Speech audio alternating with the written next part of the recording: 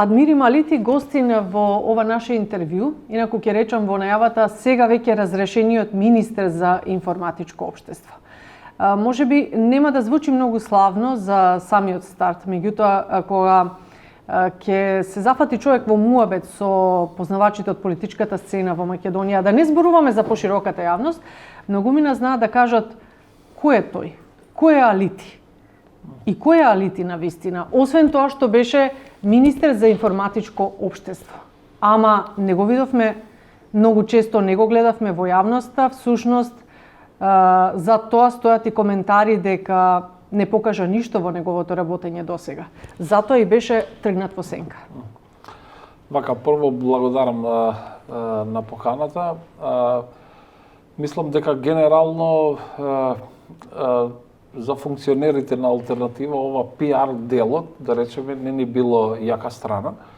И ние често за тоа и се гордееме, бидејќи сакаме политичарите, функционерите да се фокусират на работата, на тоа што треба да се направи, а помалце, значи, пиарот ние го перцепираме као информирање на јавноста за тоа што го правиме. Тоа што можам да го кажам за Министерството за информатичко општество, каде јас бев една година со мојот кабинет, познавачите на Ваши колеги, ајде условно речено. Не само колегите, бидејќи, да речеме, Министерството за информатичко општество и администрација навистина е многу битно министерство во контекст на реформите што треба државата. Ама досега не се покажа како такво. Да бидеме искрени, затоа што се формира како такво со бомбастични најави, значи очекувавме нешто многу, а не добивме речиси ништо. Кај нас, значи, од првиот ден од кога отидовме, ниедна работа не беше оставена на страна. Да речеме, реорганизација на институциите беше одовлекувано 3 години. Со мојот кабинет ние почнавме во јануари, веќе во март го усвоивме информацијата во влада и веќе е отпочната реорганизација на институции во 3 министерства, и тоа информатичко општество и администрација, Министерство за земјоделство, Министерство за економија. Што значи таа реорганизација? Реорганизација значи кратење на институциите. Кратење на кадарот, сакате да ми речете? Не. Значи институциите се кратат, ама кадарот си останува. Бројката на вработени какви такви и зашто и да работат останува. Поентата е вака, значи ние во централна власт, во државата, немаме, да речеме, суфицит на вработени, ама имаме суфицит на директори, на управни одбори, на надзорни одбори. Во многу институции имаме ситуација каде директори и управни одбори земат по 2000 евра плата, ништо не работат, тие институции се непотребни и затоа реорганизација да се направи у смисла што институции кои не се потребни треба да се затварат. Ако има 2 или 3 институции, имаме такви случаи што го вршат истата работа, треба да се мержират да бидат една институција. Така што како процес реорганизација е една од најбитните процеси во државата.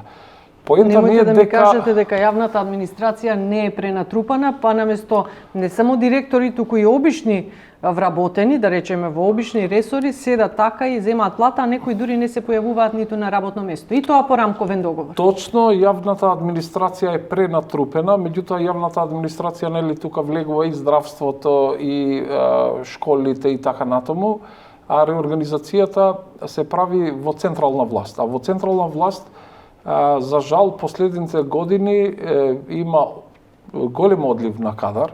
Ова најдобро као држава го видовме кога почнавме преговори со Европската Унија, каде одредени министерства немат доволен кадар за да може да бидат дел од преговорите. Како да е? Значи, за да се вратаме молам ова информација која што ми ја дадовте ми е многу апсурдна и ми се коси со информациите кои што постојат на терен и со тоа што луѓето досега во ова студио на пример го имаат. Има повеќе фактори, значи има одлив на кадар од централната власт. Зошто? Што недостасува? Зошто бегаат луѓето? Бидејќи платите се катастрофални, се многу мали, ние и во тој дел као ми сакавме и има веќе законски решенија кои ние понудивме као министерство.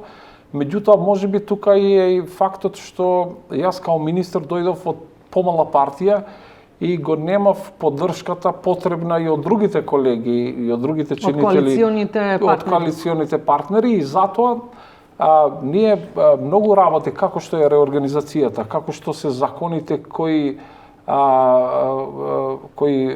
значи се во контекст на јавна администрација, на направење потранспарентен систем во делот на вработувањата, на деполитизација на институциите, ние као министерство ги направивме тие. Меѓутоа, тие веќе се заглавени, да речеме, во делот во владата, каде треба прво таму да се усвоите и потоа да се однесат во парламент. Така што ние као кабинет... дека се мали платите и затоа си одат луѓето. Колку се движи плата во јавната администрација, во централната власт, како што рекол? Колку од до? Еден од факторите е тоа, не е единствениот. Меѓутоа, да речеме, тоа... Сакате да кажете дека можеби не сте задоволни, не вие, условно речено, луѓето кои што се таму не се задоволни со плати од 30.000 денари?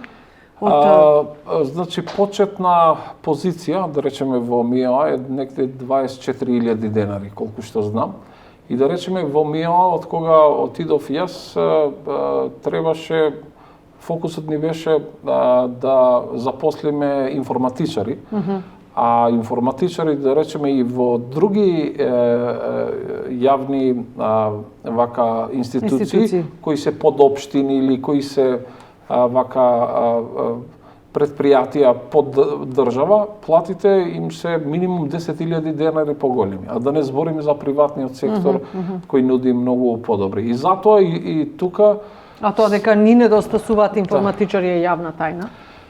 Мислам дека во Македонија не недостасуваат информатичари, викам, недостасуваат во централна власт, баш таму каде што им требат на државата, бидејќи државата не е доволно креативна да направи аджастмент, да речеме, на платите, за да може да им дава по-компетитивни плати, да речеме, на овие кадри кои недостасуваат. И исто така дополнително, да речеме, голем дел од јавноста не знае дека ние као МИОА исто така на крај на декември подготвивме и закон за плати, каде со ова сакавме да го решаваме и овој проблемот, значи со овој вид на кадар. Меѓутоа, дел од тој закон требаше да го заврши и Министерство за финансии, дел требаше и Министерство за труд и социјална политика. Меѓутоа, ние као МИОА го завршивме нашиот дел и од крај на декември веќе е заглавен пак во бирократијата на владата. Така што генерално, значи, тоа што јас и мојот кабинет го направивме, јас се гордеам со тоа, бидејќи Мислите дека си ја заслуживте и фер си одработивте платата? Фер ги трошевте државните пари? Видите, значи, ние можем да кажем дека 100% сме се труделе, значи, максимум да даваме работа. Моја мотивација не ми било платата. Јас инаку со бекграунд сум информатичар и сум работел во многу различни институции, различни места каде платата ми било неколку пати поголема од тоа што ми било као министер. Посебно во приватниот сектор. Да, така што мотивацијата на вистина и моја персонална, меѓутоа и као представник на алтернатива, било да кажеме дека можеме поинаку, можеме подобро и каде треба да ни биде фокусот. Така што и во МИОА, и знам дека и во здравство било истото, ние сме дале максимум. Меѓутоа, мора да знаеме дека ние сме биле, да речеме, еден ентитет од целиот систем тука во владата, а знаеме дека многу болни реформи, за да се направат, мора сите чинители, значи, да бидат on board, што не беше случај за жал. И мислам дека и ова беше, да речеме, еден од факторите зошто така испадна што, значи, ние исто така бевме условно кажано изневерени во процесот на преговори со Алијанса, не бевме ичи инволвирани и така натаму. Но по ова веќе вие потврдувате да. дека игравте слабо и бевте слаба алка меѓу владините партнери. Имав уште еден ваш колега, ваш сопартиец, исто така министер кој што беше овде гостин и тогаш уште кога беше на местото на министер кажуваше дека исто така постои слаба поврзаност, слаба конекција, слаб дослух меѓу она што тој го нуди како програма и она што владата или владините коалициони партнери од друга страна го прифаќаат. Која беше тогаш улогата на алтернатива во таа влада? Зошто? Се чувствувате како марионета затоа што веќе опозицијата неколку пати го користи тој епитет. Не се марионета. Каде е алтернатива? Марионета, бидејќи да речеме се изгуби. Една од најбитните аргументи или причини зашто ние влеговме во влада беше да добиеме датум од Европска комисија за отпочнување на преговори. Ние влеговме во јануари, отпочнавме во преговори во јули. Тогаш и јас бев дел од владината коалиција кога ги отпочнавме преговорите во Брисел и мислам дека тоа е голем исчекор за државата, меѓутоа нели треба да се продолжи. Што се однесува до реформите, пак ви викам, значи тука има два сегмента. Еден сегмент е тоа што треба да се работи во министерството. Повеќето од реформите, да не ги набројувам, бидејќи... Не зборуваме за законите, за реформите. Зборувам глобално како партнери во власта. Значи, вие не сте се разбирале, уште тогаш, уште додека сте биле партнери, сте немале дослух, сте немале поврзаност, конекција едни со други. Како тогаш да очекувам? Меѓутоа ви викам, значи битно е и овој првиот дел, што ние сме работеле во министерствата или во ресорите каде сме биле представниците на алтернатива. Ама очекувавте ли таков однос кога влеговте? Не, апсолутно не, бидејќи нели мислам дека тоа што владата го прави погрешно и тоа се гледа и сега, е дека не е доволно фокусирана во реформите. Значи, тука е тоа што кажав и на почеток. Значи, лесно е само декларативно да кажете дека сме за реформи, а кога одреден ресор сака да ги завршува реформите, значи, вие уствари го блокирате. Значи, ние, еве и као министерство, морам да кажам дека за некои реформи каде и јас као министер и као министерство сакавме да ги завршиме, на крај бевме блокирани од владата. Значи од различни чинители. Сега тука нормално има различни фактори. Не сум сигурен партнерите се блокираа меѓу себе. Така може да заклучиме? Види, значи да, може.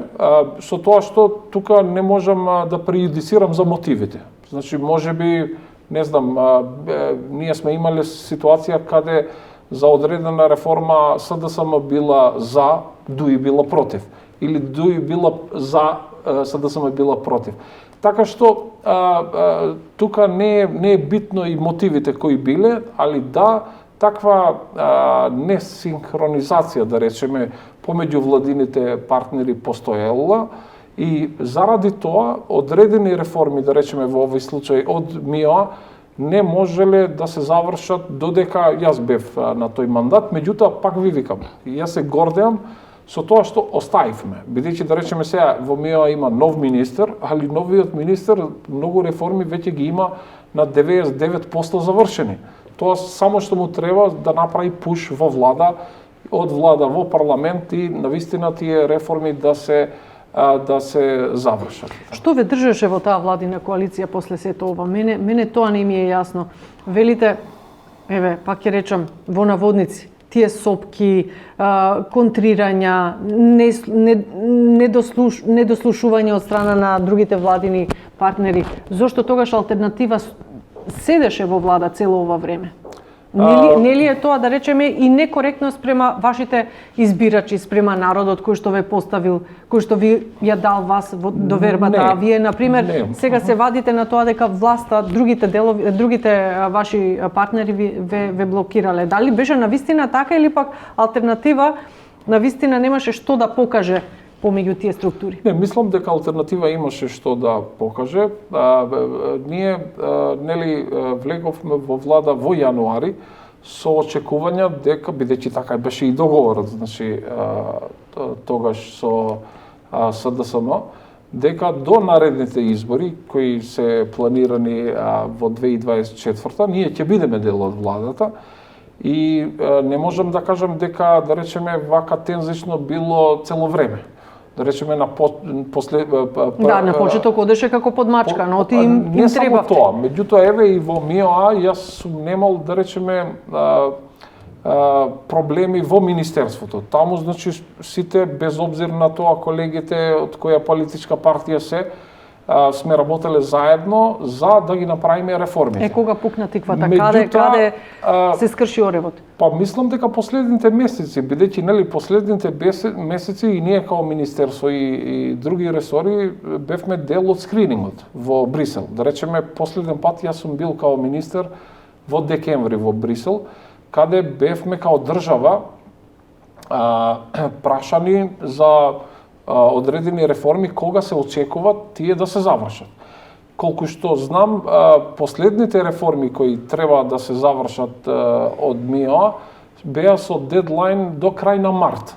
И затоа јас веќе од тоа враќање во крај на декември во Македонија направив мој пуш, да речеме, како министер во влада, дека мора до крај на март сите овие работи да ги завршиме. И мислам дека нели тогаш за СДСМ и за ДУИ побитно беше да додадат некоја друга партија за значи да бидат посигурни во владењето отколку реформите, што мислам дека е многу лоша парадигма за државата и затоа ние како алтернатива сме скептични дека ова година со ваков стил на работа дека ќе може да правиме реформи. Може би затоа што не сте дел од власта сега, па ви пречи таравари. Се чувствувате ли, не ми одговоривте, се чувствувате ли како марионета, не само како партија, затоа што рековме алтернатива се изгуби, премина во опозиција, ќе видиме дали ќе се додржи и таму. Дали вие лично се чувствувате исто така изиграно од вашиот лидер, затоа што неколку дена имаше, да речеме, жестоки дебати, препирки во собранието на пленарни седници. Гаши ниту еднаш не ве удостои со неговото присуство, ниту вам, значи ниту да ги брани неговите колеги, ниту пак едноставно да се појави во јавноста. Се чувствувате ли изневерено од Гаши? Не, вака, значи ние се чувствувате ли колатерална штета затоа што како што велат, алтернатива излезе од влада поради блиските конекции на Гаши со Беким Сали? Се чувствувате ли колатерална штета на сметка на Сали? Не е точно тоа, значи ние сме биле во постојан контакт, да речеме, ова председателството и имаме и потесно председателство во партијата, така што се што сме направиле, да речеме, во последно време сме го направиле тоа заеднички и тоа конспирацијата дека ние сме излегле од влада заради Беким Сали ич не е точна. Значи, тука немало одредени имиња во партијата за кои ние сме излегле.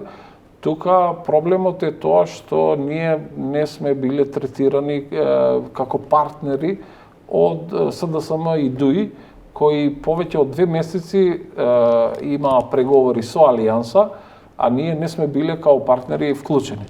И, да речеме, последните 2 дена ние бевме контактирани со ултиматум дека значи ова е понудата, земи или остави. Да, и плюс нели ние и кога влеговме кажавме дека најбитниот дел за нас беше договорот што ние како партија го направивме со тогашниот премиер Зоран Заев, каде имавме 9 точки, а второ беше и ова значи со кадрите. И дојде Ковачевски и ви наруши се. Немаше подготвеност, значи, од СДСМ ни да се дискутира за тоа договорот.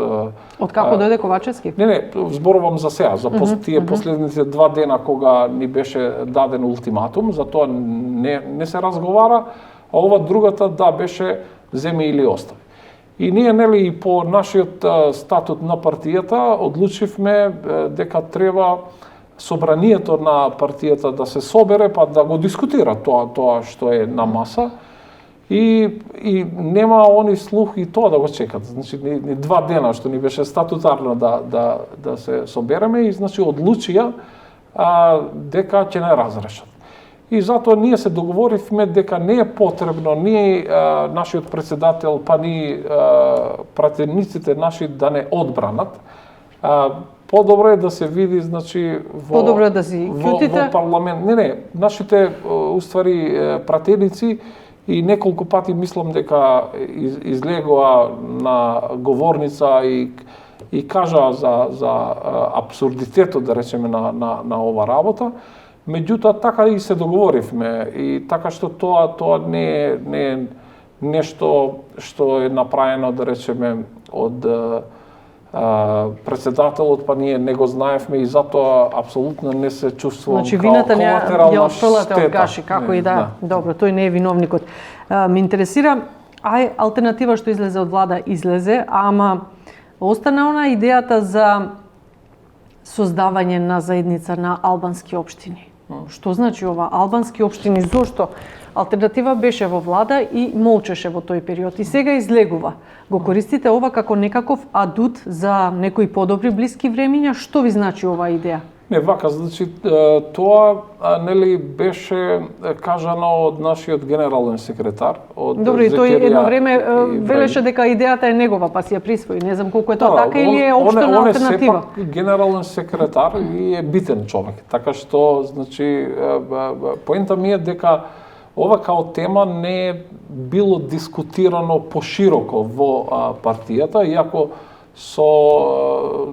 мислам тоа што он го кажа, мислам дека имаше неколку настапи каде добро го објасни што беше поентата. Ние во Македонија имаме неколку општини кои се со претежно албански граѓани. И вие сега барате општини без македонци, или како? Ако некој заговара влада без албанци, вие заговарате општини без македонци. Не е точно тоа, значи сега тоа може да се интерпретира вака или така. Ама зошто не ја сваќам идејата? Ние имаме ЗЕЛС, имаме како што знам колку што сум запознаена одлична конекција, соработка на високо ниво помеѓу општините, помагање и така натаму. Нема добра. Зошто ваква? Нема добра соработка помеѓу општините, за жал, во практика. И ова беше кажано во тој контекст, бидејќи нашиот закон за локална самоуправа дозволува општините да имат различни асоциации по различни основи. И значи тука нели сега критичарите одма направија компарација со Косово, таму барат србите. Дефинитивно, и така ама натаму. видете на кого да го поставите ова прашање така како што е, значи заедници на албански општини веднаш ќе ве асоцира на Косово и на проблемите што постојат таму. И сега се поставува прашањето зошто вакви теми за условно речено етнички проблеми, за етнички тензии во така... Ама не треба да се сваќат као етнички проблеми. Видите, значи да речеме земете 2 општини. Не знам, еве јас сум од Куманово, па ќе земам Липково и Арачиново. И двете општини се слаби генерално, економски, значи и многу проекти им идат слабо. И да речеме, ако правиме асоциација помеѓу Арачиново и Липково за они да соработуваат, за да можат да разменат и знаења и во некои делови да се помагат, што има лошо тука за македонците? Значи, нема апсолутно ништо. Ама па и што има лошо да соработуваат овие македонските со албанските бидејќи, значи тука е кажано во смисла на додавање на некој механизам кој би го направил ситуацијата и подобро од тоа што е сега. Јас знам таква. Збориме за албанските општини. Па сега не мора само албанските. Мислам дека затоа што така е дефинирано, албански општини, мислам дека така беше извадено од контекст, ама не гледам ја лошо и да има општини, асоциација помеѓу општини кои се, ви викам, со претежно албански граѓани. Тоа не значи дека, да речеме, ако има некој добар проект кој е во одредена општина, тоа ќе биде добро за сите граѓани, не само за тие што се мнозинство. и така натаму. Меѓутоа, поента ми е, такви асоциации имаше, да речеме, едно време асоциација помеѓу Куманово, Гнилане, што е во Косово, и Прешево, што е во Србија. И тоа функционираше, пошто сме географски близу една општина со друга. Ова сакате да кажете дека не треба да не плаши, нема никаков етнички предзнак? Видете, значи, апсолутно ништо не треба да ве плаши за ова. Ние као алтернатива зборувам викаме, да не плаши. Викаме, сите сме заедно, сите живееме заедно. Во таа смисла сега. И ова го кажувам не за вас, туку и за критичарите, да речеме, на идејата, бидејќи толку колку што беше образложено од генералниот секретар од Зекерија Ибраими, ова е во склоп на нашето законодавство. Значи не е дека нешто дополнително треба за ова да се направи. Меѓутоа, ако треба, да речеме, ако има и други делови на ова што во иднина можат да се разговарат, тогаш ви викам во партија ќе се разговара пошироко, а колку што он кажа, асоциација по различни основи, тоа веќе е дозволено со нашиот закон и нема ништо лошо во тоа. Добро, затоа што многу работи се определени офатени со Охридскиот рамковен договор, меѓутоа секој ден се соочуваме со нови барања кои што предизвикуваат конфузност и, како да речам, малку загриженост кај јавноста. Па сега не знам за какви барања зборуваме, мислам дека во овој контекст критичарите нели кажа, зборувам за албанскиот дел од ДУИ, дека ние сме 30%, во Србија има 5%. Мислам дека ова е голема иронија, бидејќи, да речеме, да, србите се помалку од 5% во Србија, меѓутоа нивниот јазик во цело Косово е официјален. Албанскиот јазик не е официјален во Македонија. Иако ние, мислам, Дуи сака така да го прикаже, меѓутоа и тие што работат во институција, ама и граѓаните знаат дека албанскиот јазик, да речеме, во Македонија е преведен јазик. Вие не можете во една институција само на албански јазик некој официјален документ да го направите. А и тоа во иднина ние очекуваме, да речеме, као алтернатива и сакаме албанскиот јазик да биде навистина официјален јазик, како што е и македонскиот. И ова не е проблем за карактерот на државата. Ние, значи, сите сме окей со тоа државата да е унитарна за сите граѓани и така натаму. Меѓутоа, фактот што албанците се скоро 30% во државата, треба албанскиот јазик да биде еден од официјалните јазици. Што му фали досега? Па му фали тоа што, еве, ви викам, значи, граѓанин кој зборува само албански јазик, не може да го користи јазикот само албански. И посебно кај новите генерации имаме многу случаи кои, пошто не комуницират многу со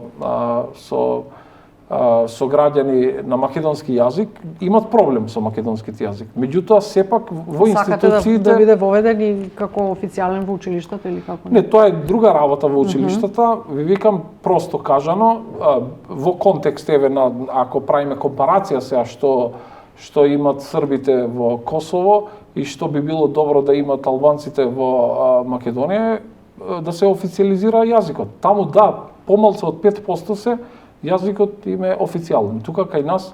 Ама официјален е? Не, мислам тоа, сега да не навлегуваме во тоа, меѓутоа... Добро, темата е широка и за дискусија. Бидејќи кога е официјален јазик, да речеме, еве, јас кога бев министер,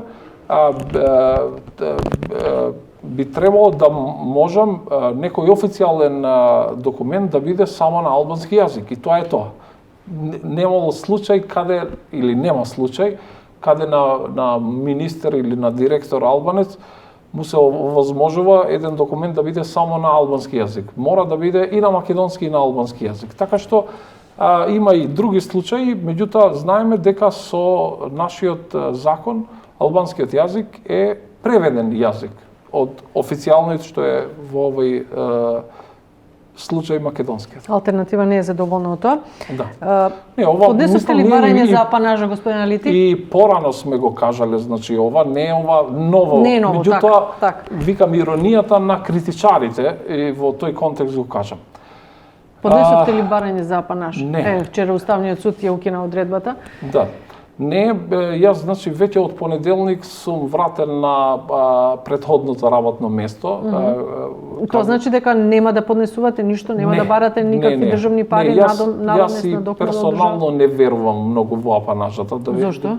Па мислам дека е нешто што не треба тука функционерите позитивно да се дискриминират од другите. Ако нема апанажа, да речеме, на некој што работел во као експерт во одредена институција, не би требало и за функционерите да има. Сакате да кажете дека функционерите не треба да подлежат на тоа, значи мое персонално мислење, бидејќи ова не ми е прв пат, јас сум бил и претходно директор во јавно предпријатие и таму ми следил апанажа, и таму не сум барал, и тука не барам.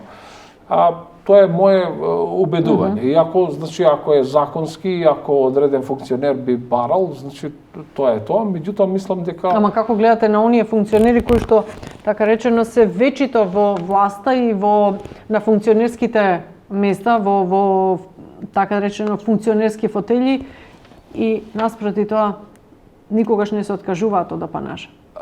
Не знам, види, значи не би сакал тука да морализирам. Да. Со тоа што нели знаете, ако функционерот се враќа во претходното работно место, како мојот случај, и не му следува апанажа. Меѓутоа, ја ви викам, ја и да немав работно место, не би барал, значи, ова апанажа, бидејќи мислам дека иако некој бил функционер, треба од нареден ден да бара работа, да работи негде друго, а не да чека, значи, без работа да добие плати од државата. Да. Колку е апанажата? Па мислам дека има, нели, колку е платата на функционерот, мислам дека 12 месеци, да.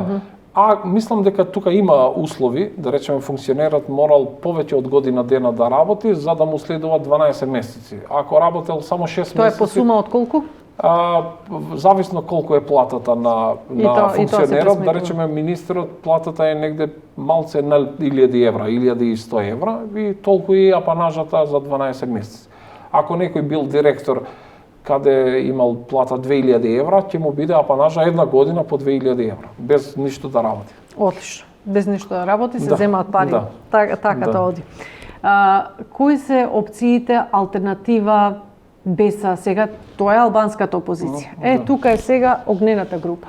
Има ли можност дека ќе има реконструкција на политичката сцена, дали сега, дали покасно, сигурно ќе има.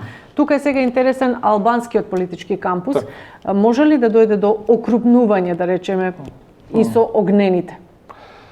Мислам дека теоретски да, меѓутоа ние мора да кажем дека као алтернатива сега сме фокусирани во нашите ограноци, активности, значи ни треба активирање, да речеме, на сите наши механизми. Добро, мора да се појачате после ова што го доживеавте. Отворено е као тема и се разговара, меѓутоа за сега се разговара Разговарате само... со огнените? Не, разговараме внатре во партијата, бидејќи и тука нели има различни мислења. Сигурно мора да се да најдете правец. Меѓутоа нели природно сега ние сме во опозиција и освен нас и Движење БЕСА и огнените се некако во опозиција. Меѓутоа мислам дека е многу битно што ќе се деси, да речеме, наредните месеци и кај огнените и во комуникација, ако бидејќи официјално не сме отпочнале, да речеме, некаква ни неформални комуникации ни со Движење БЕСА, ни со огнените, па ќе видиме. Ама сега е прерано да прејудицираме што ќе биде, дали е можно, можно е. Меѓутоа, ние као партија сега, ви викам, сме фокусирани со умислот дека ние сами ќе треба на наредните избори Како ви се чини таа нова констелација сега во ДУИ, тој раздор? Не знам, значи не би... Беше очекуван според вас, ги пратите случувањата, сепак сте колеги, сепак видите, знаете. значи ја мислам дека тоа што дуи долго време... Како беше, имаше една реплика на Муса Џафери деновиве, како беше Отчај порача старото момче ги брои последните денови. Да. Мислеше тука на Ахмети, на Груби, на кого? Не сум сигурен за тоа, меѓутоа поента ми е негде друго. Значи тоа што Дуи го правише на албанците долги години, последните, да речеме 10-15 години, мислам дека сега му прави на себе си. Бидејќи Дуи правише дистинкција помеѓу албанците кои се во Дуи и албанците кои не се во Дуи. Да речеме и тука ние се разликуваме. Да речеме кога сме кај вработувањата, ние као алтернатива сакаме деполитизација на институциите. Значи без обзир на тоа дали некој е македонец, албанец или кој да е, ако е професионалец треба да се вработува. Кај Дуи тоа е, ако си Дуи можеш одма да се вработиш, ако не си Дуи не можеш.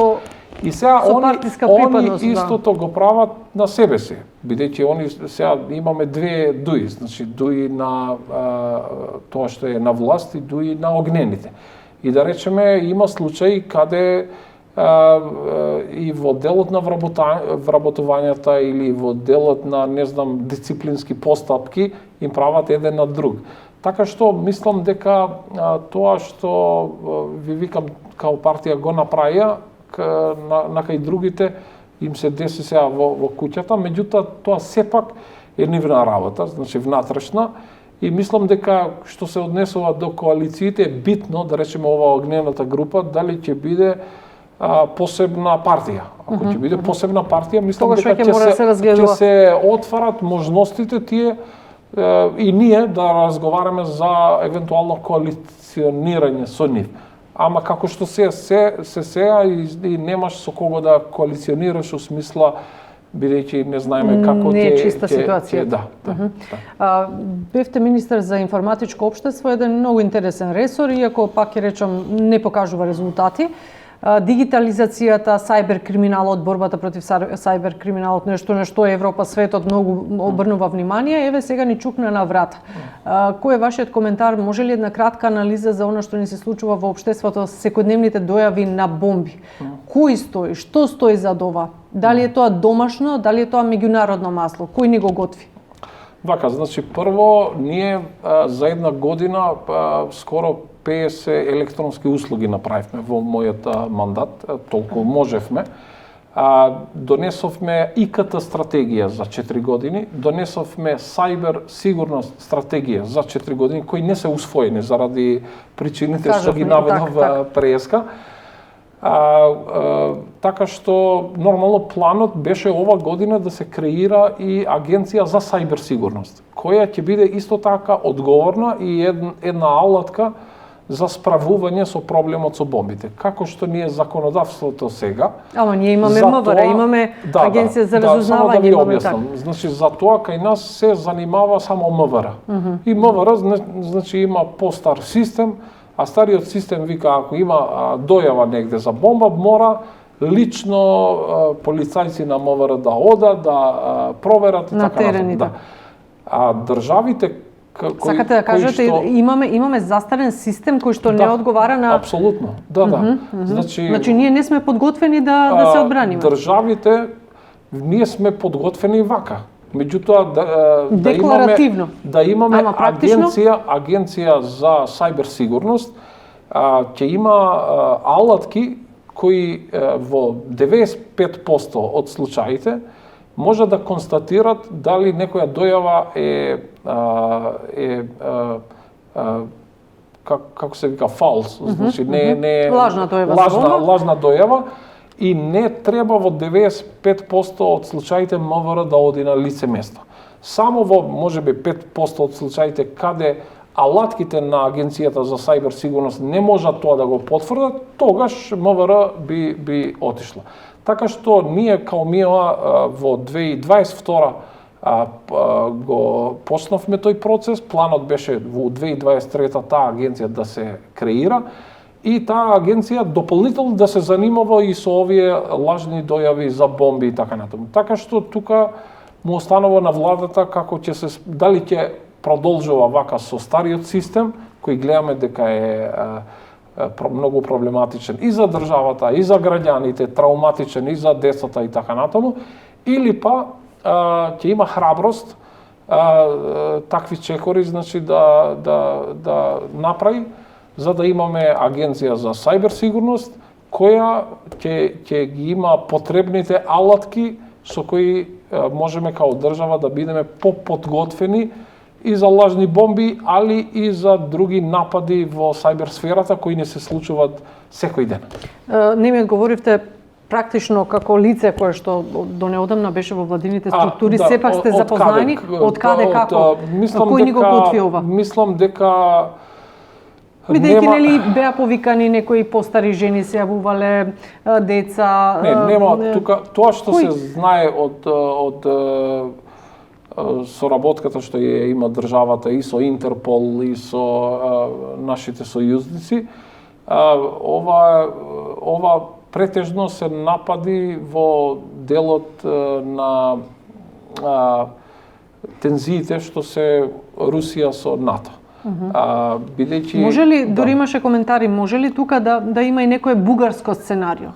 Еве тензиите Македонија, Бугарија, односите. Мислам дека нема доволно факти за тоа да се потврди, бидејќи кај нас во Македонија се интенсификува нападите во сајберсферата кога почна агресијата на Русија во Украина. Така што повеќе е поврзано со агресијата на Русија во Украина и со тензијата што ги има Русија со сите членови на НАТО.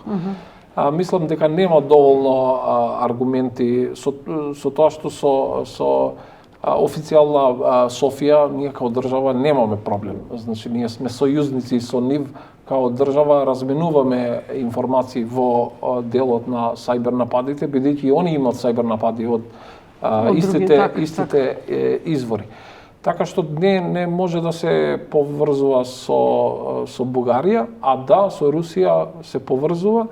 И како да е, као држава мора да градиме механизми за одбрана во сајберсферата, тоа е многу сериозно, без обзир на тоа дали имаме дојави за бомби или не, бидејќи и тоа хипотетички да го средиме денеска, утре ќе има некоја слична закана за која треба да бидеме подготвени. За жал, се уште не сме подготвени на ниво на кој треба да бидеме подготвени као држава. Ова значи, условно речено, ако сме, поради тоа што сме членка на НАТО, ние сме на некој начин заложник на Русија? Не. Мислам, тоа може дополнителен фактор да е, меѓутоа секоја држава која има нешто дигитализирано, еве и тука во студија, ако имате нешто дигитализирано кое е поврзано со интернет, мора вие еден дел од тоа да го имате сигурност, да бидете, да имате cyber security на дигитализацијата. Така што ние нешто имаме, еве фонд за здравство има одреден ден дигитализација. Тој дел сега е нападнат.